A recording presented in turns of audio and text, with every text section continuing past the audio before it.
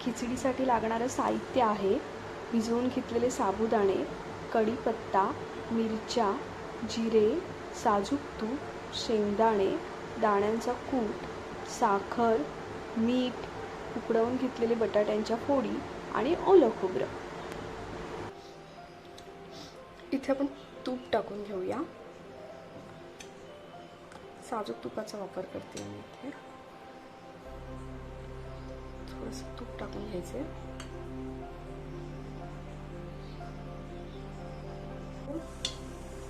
जिरं छान तडतडलं की आपण त्याच्यामध्ये मिरचीचे तुकडे घालणार आहे. त्यानंतर घालायचे आपल्याला कढीपत्त्याची पानं.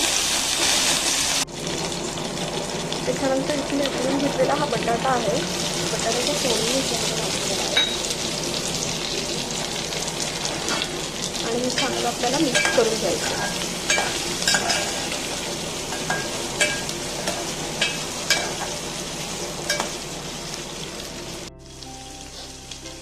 आता भाजले त्याचे शेंगदाणे आहेत, ते शेंगदाणे मी याच्यामध्ये घालून घेतले आणि पुन्हा एकदा ढवळून घेऊया आपण ह्याला.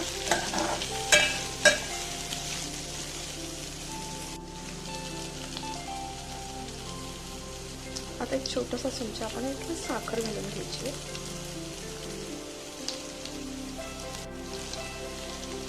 चवीपुरता मीठ. परत एकदा हे सगळं मी छान त्याचे हलवून घेतले. आता आपण इथे भिजवलेला हा साबुदाणा घालूया.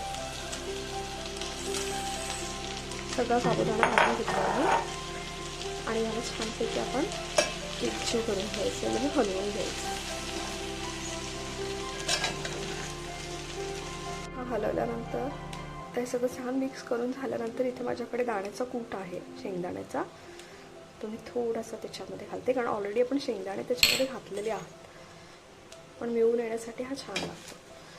पुन्हा एकदा आपण हलवून घेऊया याला. आता हे मिश्रण चांगलं हलवल्यानंतर आपण याच्यावर झाकण ठेवूया आणि छानपैकी याला वाफ काढून घेऊया.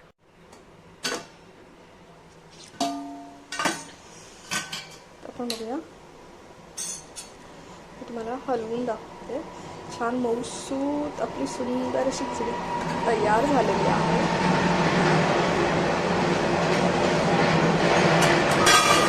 आता मी काय करणार आहे, ह्याच्यावर जो माझ्याकडे ओलं खोबरं ते टाकणार आहे.